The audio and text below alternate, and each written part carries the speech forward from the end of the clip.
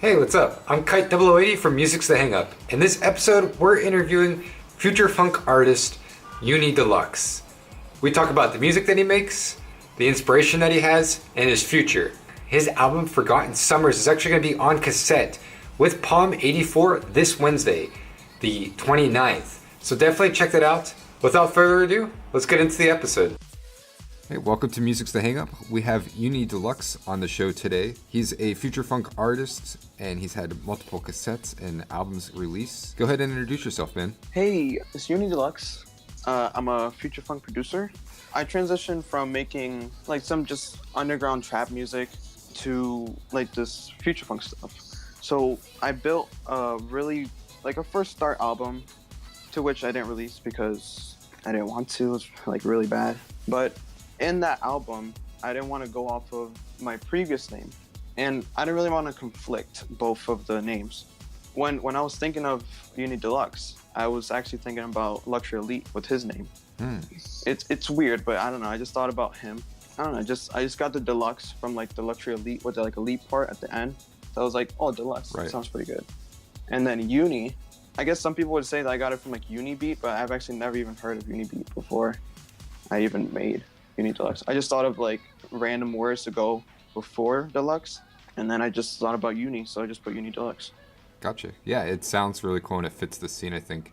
That was actually going to be another question I had about Uni Beats, but it seems it's just more if people brought that up. It wasn't something that you were actually too worried about. Oh, yeah. I was a little bit worried about it because like I noticed he was in the scene and he was like a lot bigger than me. So I was like wondering if I was going to get towered over him. But I mean, I'm doing pretty okay with my name, so I'm gonna stick with that. Interesting origin story. So like, how did you get into the future funk scene? Like the bass, like I got into funk. Like I got into like old school like 80s funk from my dad, cause like on car rides to New York, he would always blast this 80s funk radio. You know, before it would be kind of annoying because it'll be like really loud. Like I would want to listen to my music, but then I kind of got into it.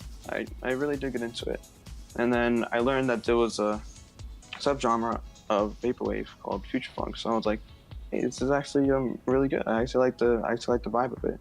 So I got into producing.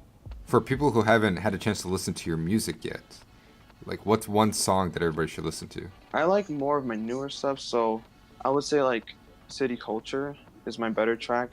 And can we play like 30 seconds of that? Yeah.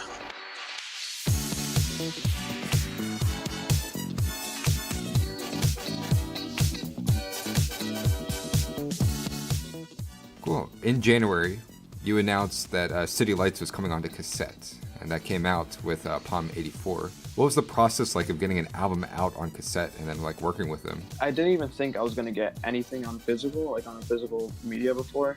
Like they came to me, which is weird because you know at that time I think when he asked me it was about January. It was about January. About that time that was when I only had City Lights out. It was surreal when I got that offer. We just kept talking about you know what to do, and then released, which was crazy. So did you get a chance to pick up your own cassette? Yeah, I actually got a free copy.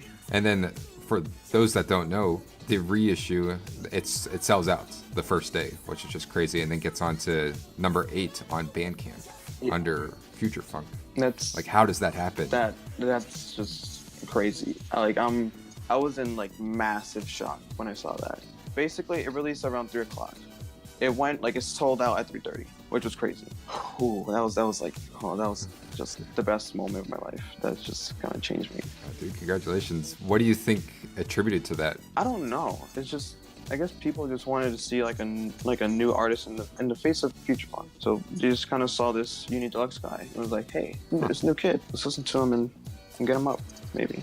So then whenever something like that happened and like Palm 84 is working with you, are they contacting you to create another album with them or something, or what happens? Like, what's that next step for artists that might face this in the future? If you're really good with the label, like if the label really wants you, then yeah, you could just create music, put it on the label. But like for me, I never really like asked for another cassette because I didn't really want to like push anything. So I just kept releasing music on my own. All right. Well, do you have plans for anything else coming out on cassette? I definitely want Forgotten Summers to be on cassette. That's a good transition because your newest album, Forgotten Summers, is your sophomore album that was just released in April. What can you tell us about the production of making that? The first thing I produced was Uptown, and that was like a pretty funky song from the album. And then I just went with the flow, and then I made the whole album. What kind of inspiration do you pull from when making this kind of music? I took a decent amount of inspiration from Young Bay. I looked at his music a lot, like while making it. Speaking of Young Bay, what other artists do you like in the scene? Strawberry Station, he's really good. I like him. Versetti, I like him. He's really good. I actually think that you and Strawberry Station would make like a good collaboration together. Really? I mean, if he wants to, I wouldn't mind. Strawberry, if you want to, we could do something. Do you have any like dream collaborations that maybe you could just throw out there? I think me and Hintena, like I would definitely want to do a collab album with him. Mm-hmm. Strawberry Station, of course. I like him a lot. So what news can you share for the future of 2019? I'm definitely going to release a really, really, really funky album in midsummer. Like it's still in the basic stages right now because I'm still building it up. Some cool summer vibes. That's really all I'm trying to go for. What's like the big dream with Uni Deluxe? Where are you trying to take your music and all that? I'm not really thinking that much about like future stuff, like in the future. Like me being famous, that's kind of scary. Like if I was on the same level as Skylar Spence, I would that'd be like really crazy. What do you think makes him stand out so much that he got to that level? I think a lot of underground artists like in our scene, they're making music on his level, but they're not getting that same respect, I suppose. I don't know. I think what happened is that he just stood out in his years that he did it. Because like he popped off in 2013. Right place, right time. Yeah, right place, right time.